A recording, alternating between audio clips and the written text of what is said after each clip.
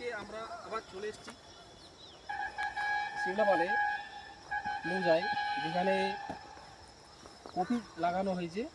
এই কপিটা আমি এর আগেও এসেছিলাম আরেকবার, সেখানে আপনাদের চাষটা দেখিয়েছিলাম। সেটা হচ্ছে আগের জমিটাতে, ওটা মোটামুটি মানে ফুলকপি আর কিছুদিন বাদ দিয়ে 10 দিন পরে ওটা মোটামুটি ধরতে আরম্ভ করবে।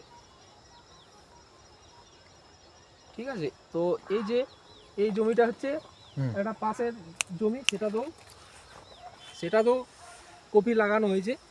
দেখুন এই কপিটা একটু মানে আগের যেটা দেখিয়েছিলাম সেটার থেকে একটু এটা নামি। ঠিক আছে, তো এটা মোটামুটি যিনি চাষ করেছেন তিনি হচ্ছেন সিমলাপালের কপি বাবু, মানে আমি ওনাকে কপি বাবুই বলছি। ওনার নাম হচ্ছে বাদল পাল। ঠিক আছে, এর আগেও আমি এসেছি ওনার কাছ থেকে, উনি মানে বেশি কপিটাই করে থাকেন, সেই জন্য আমি কি সম্মানজনকভাবে ওনাকে আমি বলছি কপি বাবু।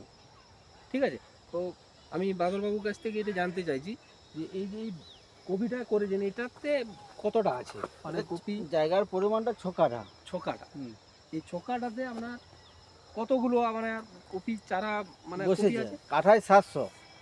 কাঠায় 700। তো এই সরকারি যে 2400 চারা বসেছে। 2400 চারা বস করেছেন।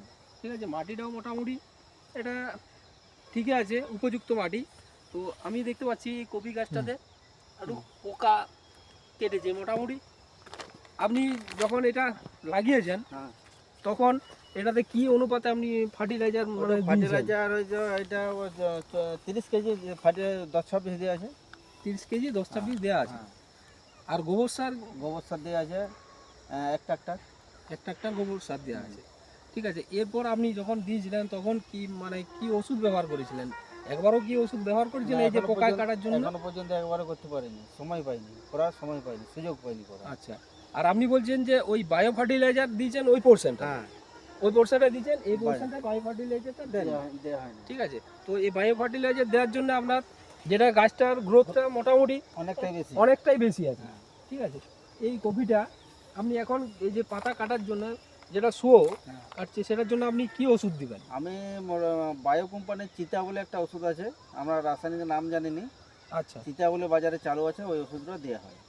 ঠিক আছে, আর এটা মোটামুটি যেটা কপিটা আছে ওটা মনে হচ্ছে 10 দিন 12 দিন পরে ওটা কপিটা ধরতে আরম্ভ হবে, কিন্তু এটা তার থেকে একটু লেট হবে, তখন তো দামটা একটু কম হবে। দাম এই যে বাজার অনুযায়ী, আমদানির উপর বাজার, কখন কি আমদানি হবে আমরাও জানি না, বেশিও জানে না। যদি আমদানি কম হয় তাহলে বাজার ভালো পাওয়া যাবে, আচ্ছা, আমদানি বেশি হলে বাজার কম হবে। সে ঠিক আছে, তাও মোটামুটি একটা আনুমানিক গড় দাম কত থাকতে পারে? আমরা গড় দাম 10 টাকা ধরেছি। 10 টাকা।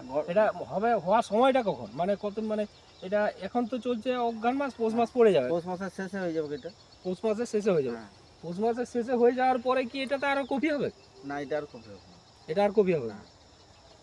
ঠিক আছে, এরপরে আমি তো দেখতে পাচ্ছি মানে পুরো জমিটাতে ফুলকপির চাষ, বাঁধাকপি কিছু করা হয়েছে? বাঁধাকপি আছে, বাঁধাকপিও করা হয়েছে। তো যাই হোক, এত সুন্দরভাবে আপনি তো আলুটা খুব কম করেন। আরও 3 বিঘা আছে। আলুও 3 বিঘা আছে। ঠিক আছে, আর কপিতে যেটা করেছেন মানে 2 বিঘা, তো 2.5 বিঘা হবে। 2.5 বিঘা। 2.5 বিঘা কপি মানে একটা বিশাল ব্যাপার। 2.5 বিঘা আলুটা কোনো ব্যাপার নাই, কিন্তু 2.5 বিঘা আপনার কপিটা একটা বিশাল ব্যাপার। ঠিক আছে, মানে খুব শৌখিনভাবে না করলে বা ধৈর্য না থাকলে এতটা কপি করা সম্ভব নয়। ঠিক আছে, যাই হোক, আপনাকে আমি সম্মানজনকভাবে কপিবাবু বললাম। ঠিক আছে, আমারও ভালো লাগছে। ঠিক আছে, আবার অন্য কোনো দিন আসবো, অন্য দিন দেখা হবে। ঠিক আছে, ধন্যবাদ। ধন্যবাদ।